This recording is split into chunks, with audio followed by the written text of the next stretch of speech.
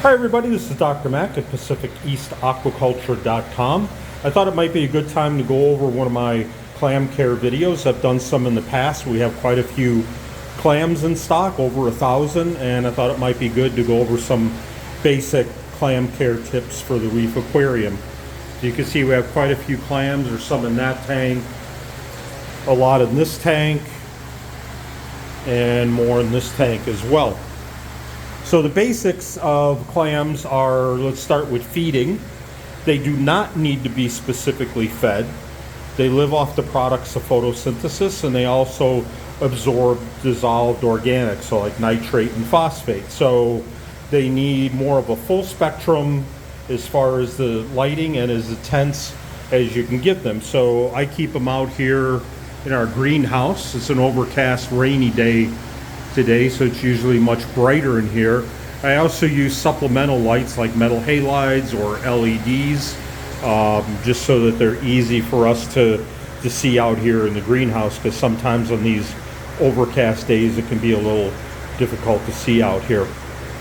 So again, they don't need to be fed anything specific.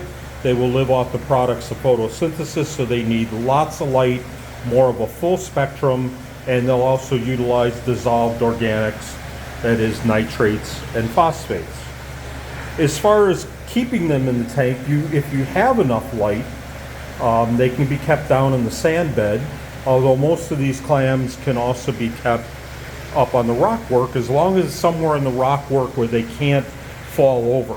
If they fall over, that's obviously not good, because they're going to be laying usually upside down on the mantle, which is this exposed colorful part that you see in all of these.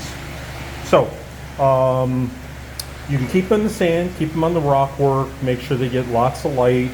They want to have something firm to attach to, so if you put them in the sand, make sure to have like one of those ceramic clam cradles or some rock rubble in which they can attach. I keep them here on some fairly coarse aragonite sand, just so that it's easy for me to take them out and ship them, although some of them are attached to small pieces of rock. So these are mostly cultured. As a matter of fact, these are all cultured in this tank. We have the red seed cultured, so that's the bright blue-green ones, the dark blue velvet, as well as the gold rim, which have assorted colors. And then we have these, which are the bright blue purples.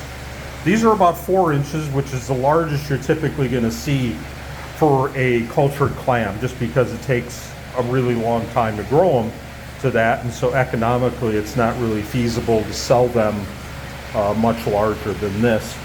And these are our blue squamosas. Those are about 1.5 to 2 inches, which is typically the smallest that I'll sell. So let's take a look at one of these.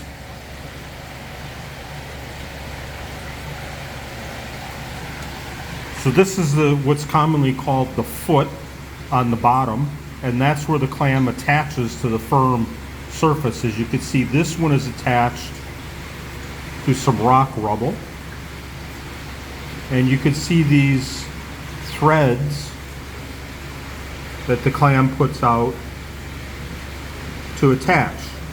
So they're going to do that once you put them in your tank, and occasionally some of these leftover threads will fall off when you first put them in your tank, just from the stress of shipping, and that's perfectly normal, and they will reattach to whatever that firm surface is that you're putting them on in your tank. Now generally, cultured clams come in very clean, even though we clean the shells of every one of them when they first come in and before they go out. And you might want to examine it as well, just to make sure there's nothing on there that you don't want going into your tank. But again, I do clean them when they very first come in and before they go out. And occasionally on wild collected clams, you can have some pests such as what are called pyramid snails. They're very small. They're only a few millimeters long, and they're usually found either on the bottom near the foot area. Again, this is the foot, usually around this area. or occasionally in between here. These are some of the stomatella that are grazing on them. Now these don't have any pyramid snails on them, and again, I check every one of them when they come in and clean them at Clam, and from the sources that we get them, I never see any, but you know, you could check them as well just to be on the safe side. It's always possible that I, you know, could miss something like that. Quarantining, yes, it's always important to quarantine any stock that you receive from any vendor, whether it be corals or clams or fish, before you put them into your main display tank. Because after all, if they are carrying something, you put them in your display tank immediately, then there's not much you can do as far as control of whatever that may be, a pest or parasite or whatever. So it's good practice as just normally just quarantine everything for a good 2-3 weeks, and you can observe and make sure that there's no problems. And if it's a fish or some other animal that you're regularly feeding, you can make sure that it's feeding well and used to your routine before it goes into the main display tank, where it's going to have a lot more competition. So generally, most of these clams are very easy to keep. These are some squamosas.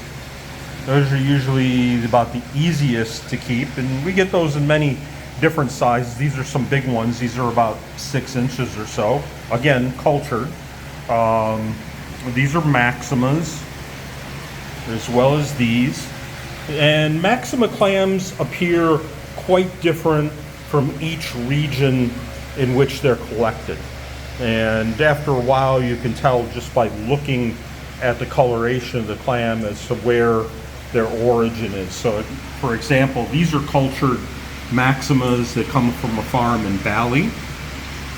And these are from the Red Sea. A cultured clam from the Red Sea is quite different from the ones from Bali, and occasionally we receive cultured ones from Tahiti and even Tonga and other areas. So each area, they look a little bit different. Not sure if you could see them over here, but we have some wild collected Crocea clams. And these are the teardrops. Used to be considered maximas, now they're called Noea. And they have kind of a unique pattern to them. Again, you can see the foot area.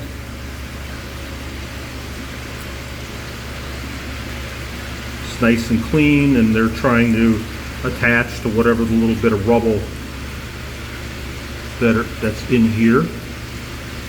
So you can see this one, you can see the threads here, and sometimes, as I said, when they're shipped, they'll drop this even in the bag or the first few days in the tank as they send out new threads to attach, and that's perfectly normal, nothing to be concerned about.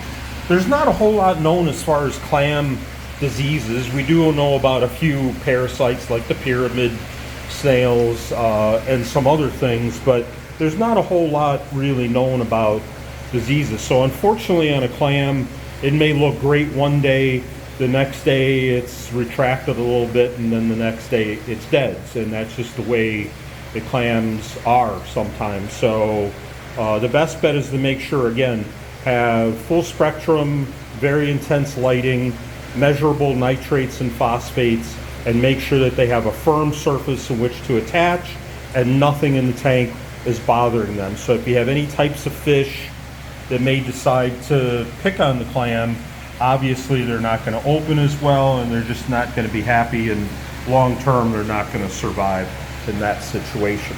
So if you have any questions, any issues about clams, I'm always available if you want to email or give us a call, and I'd be glad to help you out with any questions you have. And again, that's Pacific East Aquaculture.com. Take care.